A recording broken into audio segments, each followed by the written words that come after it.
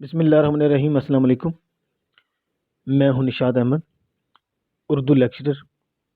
آج ہم first year Urdu کی کتاب حصہ غزل میں جس شخصیت کی غزل پڑھیں گے اس کا نام ہے احمد ندیم قاسمی۔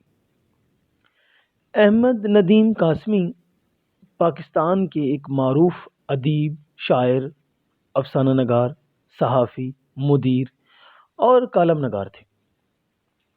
افسانہ اور شاعری دونوں میں شہرت پائی، ترقی پسند تحریک سے وابستہ تھے۔ انہوں نے بہت ساری کتابیں لکھی ہیں، 50 سے زیادہ کتابوں کے مصنف ہیں۔ قاسمی صاحب کا اصل نام احمد شاہ تھا، ندیم تخلص استعمال کرتے تھے۔ ان کا انتقال جو ہے 90 سال کی عمر میں جولائی 2006 میں ہوا۔ ان کی شعری مجموعے جو ہیں کافی سارے ہیں، ان میں سے چند گنوا دیتا ہوں۔ رم جھم ہے، جلال و جمال ہے، شعلہ گل ہے، دشت وفا ہے، محیط، دوام وغیرہ، یہ سارے ان کے شعری مجموعے ہیں۔ ان کی غزل نمبر 2 جو نصاب میں شامل ہے وہ آج ہم پڑھتے ہیں۔ اب تو کچھ اور ہی اعجاز دکھایا جائے، اب تو کچھ اور ہی اعجاز دکھایا جائے، شام کے بعد بھی سورج نہ بجھایا جائے۔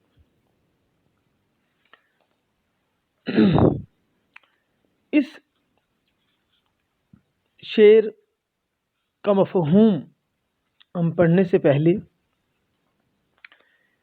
اس کی جو لغت ہے، اس کے جو الفاظ کی جو معنی ہے مشکل، وہ ذرا آپ کو بتا دیتے ہیں۔ یہاں پہ لفظ آ رہا ہے معجزہ، کہ جو اعجاز لفظ آیا ہے، اس کا معنی ہے معجزہ، نیا کچھ دکھانا، کر کے دکھانا، انوکھا طریقہ اپنانا، اعجاز دکھانا، ٹھیک ہے۔ تو سورج یہاں پہ جو لکھ رہا ہے نا، شام کے وقت بھی سورج نہ بجھایا جائے، اس سے مراد یہ ہے کہ شام کے بعد بھی سورج غروب نہ ہو۔ نیچے میں نے مفہوم لکھ دیا ہے کہ اب کچھ ایسا معجزہ کر کے دکھایا جائے کہ شام کے بعد بھی سورج غروب نہ ہو۔ تشریح میں دیکھیے، ہم نے کچھ ایک جو پہلا اس کا جو پہلو ہے وہ کچھ یوں ہے کہ شاعر یہاں پہ بظاہر ایک ناممکن بات کر رہے ہیں۔ دستور فطرت کا یہ ہے کہ شام کا جب وقت ہوتا ہے، جب سورج غروب ہو جاتا ہے تو اس کے بعد اندھیرا چھا جاتا ہے۔ شاعر نے اندھیرے کا جو تسلسل ہے اور غلبہ جو ہے اس کو توڑنے کے لیے شام کے وقت غروب ہو جانے والے سورج کو کہتا ہے کہ اس کو بچانے اور بدستور اس کے چمکتے رہنے کی بات کی ہے۔ شاعر اصل میں یہ کہنا چاہتے ہیں یہاں پہ کہ انسانی رویوں سے کسی حد تک مایوسی کا شکار ہے، جن کی بنا پر دھرتی پر اندھیرا قابض ہوتا جا رہا ہے، دنیا اندھیر نگری بنتی جا رہی ہے۔ شاعر کے خیال میں اپنے ارد گرد تاریکیاں دور کرنے کے لیے سورج کا موجودہ جو دورانیہ ہے وہ ناکافی ہے۔ وہ کسی ایسے معجزے کے انتظار میں ہے جس کی بنا پر سورج کی حیثیت مستقل ہو جائے، وہ دن رات چمکتا رہے اور زندگی کے تمام راستے روشن اور منور رہیں۔ اس کے بعد اگر ہم اس شعر کا جو پہلو ہے وہ کچھ یوں بھی ہو سکتا ہے کہ شاعر یہاں پہ اندھیرا جو ہے اس کی مثال یہ لے رہے ہیں، اس زاویے سے اگر ہم اس شعر کو دیکھیں کہ اندھیرا ظلم، خوف اور ناانصافی کی علامت ہے۔ اس وقت ہمارا معاشرہ ظلم، ناانصافی کے اندھیروں میں گم ہو چکا ہے، جبکہ روشنی جو ہے وہ خوشی، امن، انصاف اور خوشحالی کی علامت ہے۔ شاعر کہتا ہے کہ کیوں نہ ہم اندھیروں کا خاتمہ کر ڈالیں تاکہ روشنی کی صبح کہہ لیں کہ طلوع ہو سکے اور ہم امن، انصاف اور خوشی کا ایسا سورج تخلیق کریں جس کی روشنی ہمارے لیے ترقی اور خوشحالی کا باعث بنے۔ اسی اگر اس کا پہلو ایک اور دوسرا بھی ہم لے سکتے ہیں یہاں پہ، شاعر کہتا ہے کہ کامیابی حاصل کرنے کے لیے ہمیں انتھک محنت کرنا ہوگی، روایت سے ہٹ کر چلنا ہوگا، غیر معمولی کارکردگی دکھانا پڑے گی، تب جا کر کامیابی مقدر بنے گی۔ وہ کہتا ہے کہ شاعر کہتا ہے کہ دنیا بڑی تیزی سے ترقی کر رہی ہے، ترقی کے اس سفر میں دوسری اقوام کا مقابلہ کرنے کے لیے ہمیں کئی گنا زیادہ محنت کرنا ہوگی، معجزہ نما کارکردگی دکھانا ہوگی، تبھی جا کر ہم سرخرو ہو پائیں گے۔ دوسرا، ترقی کے لیے ہمیں انوکھا کوئی ایسا کام کرنا ہوگا، اس کے لیے ہمیں راتوں کو کہہ لیں کہ دن بنانا ہوگا، دن رات محنت کو اپنانا ہوگا۔ سورج نہ بجھایا جائے سے مراد یہ ہے کہ رات کو دن کا انداز دے دیں کہ ہمارے کارخانے دن رات چلتے رہیں، جس سے ہماری ترقی کے نئے باب کھلیں گے، روزگار کے نئے راستے سامنے آئیں گے، تو ترقی کا جو سفر ہے تیزی سے طے ہوتا چلا جائے گا۔ اس لیے یہاں پہ شاعر جو ہے وہ امید بھرے انداز میں یہ پیغام دے رہے ہیں۔ اس کے حوالے کے شعر دیکھیے کہ طلسم شب کا یہی توڑ ہے قدم نہ رکیں، طلسم شب کا یہی توڑ ہے قدم نہ رکیں، اندھیرا ٹوٹ کے برسے مگر یہ سر نہ جھکیں۔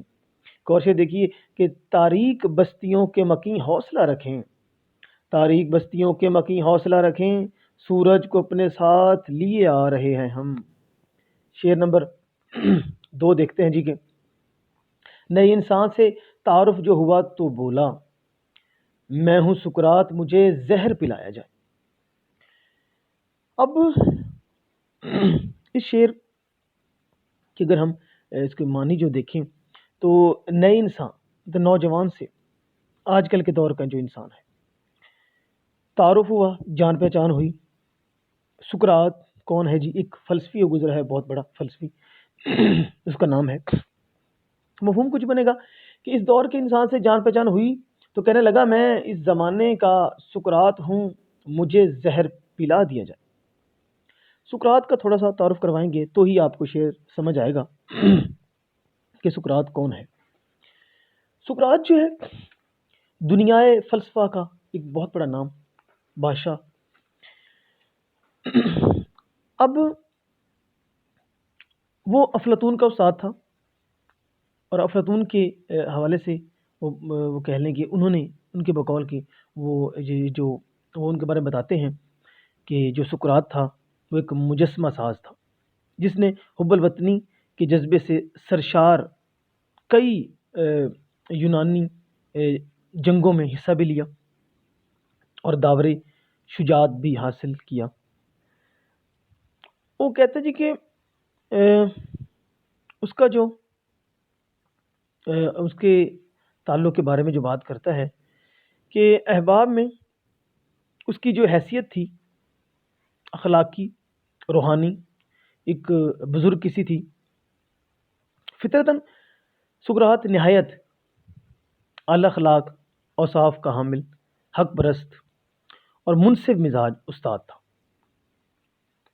تو اسی حق پرستانہ فطرت اور مسلسل غور و فکر کے باعث اخیر عمر میں اس نے وہ جو ایک دیوتا تھے، دیوتاؤں کے حقیقی وجود سے انکار کر دیا تھا۔ یہ بات 470 سال قبل مسیح کی بات ہے، حضرت عیسیٰ علیہ السلام کی پیدائش سے بھی پہلے کی، 470 سال پہلے کی بات ہے، ٹھیک ہے، مطلب 500 سال پرانا یہ انسان ہے کہ 500 سال قبل مسیح حضرت عیسیٰ علیہ السلام کی پیدائش سے 500 سال پرانی شخصیت یہ سکرات، فلسفے کا بڑا استاد۔ تو اس وقت کیا ہوا، ان لوگوں نے جب اس نے دیوتاؤں کے وجود کا انکار کر دیا تو اس کو وہاں کی جو جمہوریت تھی انہوں نے اس کو سزا کے طور پہ سزائے موت کا حکم سنا دیا اور سقراط نے حق کی خاطر زہر کا پیالہ پی لیا۔ اب آتے ہیں جی اس شعر کی طرف۔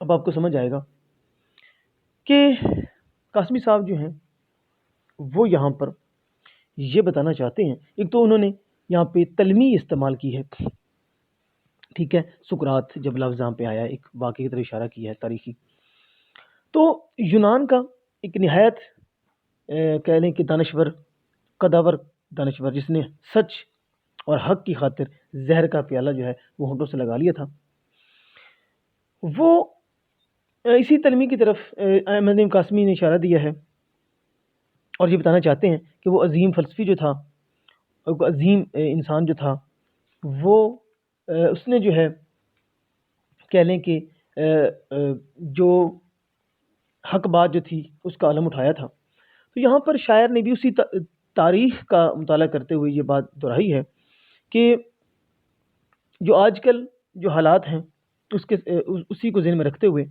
کہ زمانہ ازل سے مشکلات کا شکار ہے یہ جو حق ہے، یہ جو سچ ہے، ٹھیک ہے، سچ کو دبانے والے ہر دور میں موجود رہے ہیں، لیکن سچ کی حفاظت اور اس کی علم برداری کرنے والا اکیلا سب غاصبوں پر غالب آ جاتا ہے۔ تو وہ یہ کہہ رہے ہیں کہ سچ کی خاطر سولی پر جھول جاؤں گا، جو آج کا جوان ہے، جو آج کا نوجوان ہے، زہر کا پیالہ پی جاؤں گا، لیکن پرچم حق وہ بلند کروں گا۔ شاعر کہتا ہے کہ اسی طرح اس نے جو تاریخ کا مطالعہ کر کے دیکھیں تو تاریخ میں آپ کو ظالم ترین آقا بھی ملیں گے، حق کا علم اٹھانے والا بھی ملے گا۔ تو اسی طرح حق کے ساتھ کھڑے ہونے والا، جیسے وہ کہنے کہ ہمیشہ جو ہے وہ جو حق کے ساتھ ہوتا ہے وہ ہمیشہ باطل کے سامنے ڈٹ جاتا ہے، تو اس کو کوئی خوف نہیں ہوتا۔ ایک تو یہ بات ہو سکتی ہے۔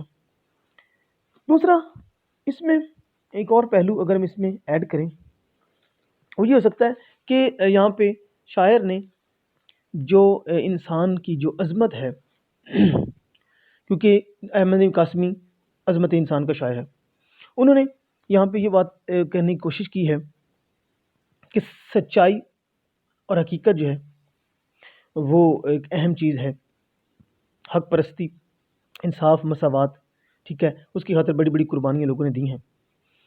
تو سقراط بھی ان میں سے ایک شخصیت ہے، ٹھیک ہے، یونانی ایک فلسفی تھا جس نے کہہ لیں کہ حق اور صداقت کی خاطر جو ہے وہ زہر کا پیالہ پی لیا۔ اس نے دیوی دیوتاؤں کو، وجود کو جھٹلا دیا تھا، تو اس لیے اس کی حق کی پاداش میں، سچ کی پاداش میں اس کو زہر کا پیالہ پینا پڑا۔ تو خیر، تو یہاں پہ شاعر نے بھی یہ بات کہی ہے کہ اس دور کے جو نیا انسان ہے، اس شاعر نے نئے دور کے انسان میں سقراط کی حق گوئی کے اوصاف پر بات کی ہے، اور نئے انسان سے ملاقات وہ کہتا ہے میں نے کی تو مجھے اس سے تعارف ہوا تو اس نے دعویٰ کیا کہ میں بھی سقراط کی طرح زہر کا پیالہ پینے کا عزم رکھتا ہوں، اور جرم صداقت کو اپنے لیے باعث فخر خیال کرتا ہوں۔ نئے انسان سے مراد پڑھا لکھا اور جدید علوم کی دولت سے مالا مال ہمارا نوجوان طبقہ ہے، جسے جھوٹ اور ڈھکوسلوں سے نہیں بہلایا جا سکتا۔ وہ سچ کو تلاش کرنے کے لیے جدید سائنسی نظریات کی روشنی میں علم کا متلاشی ہے۔ آج کے انسان کو جیلی پیروں، فقیروں کی کرامات سے متاثر نہیں کیا جا سکتا۔ آج کا انسان جانتا ہے کہ کس طرح لہو خورشید کا ٹپکتا ہے۔ اس لیے آج کا نوجوان سقراط کی طرح سچ کا زہر پینے کے لیے تیار ہے، مگر جھوٹ کو کبھی سچ نہیں مانے گا۔ تو اس کے لیے حوالے کا شعر دیکھتے ہیں کہ سچ بات پہ ملتا ہے سدا زہر کا پیالہ، جینا ہے تو پھر جرأت اظہار نہ مانگو۔ ایک اور شعر، اس پیالے میں زہر تھا ہی نہیں، ورنہ سقراط مر گیا ہوتا۔ ایک اور شعر دیکھیے، وہ کیسے جی سکے گا اس شہر میں جو ہر ایک بات میں سچ بولتا ہو۔ بچوں، آج کا پہلا حصہ اس غزل کا مکمل ہوتا ہے، اگلے حصے میں دوبارہ ملتے ہیں۔ اللہ حافظ۔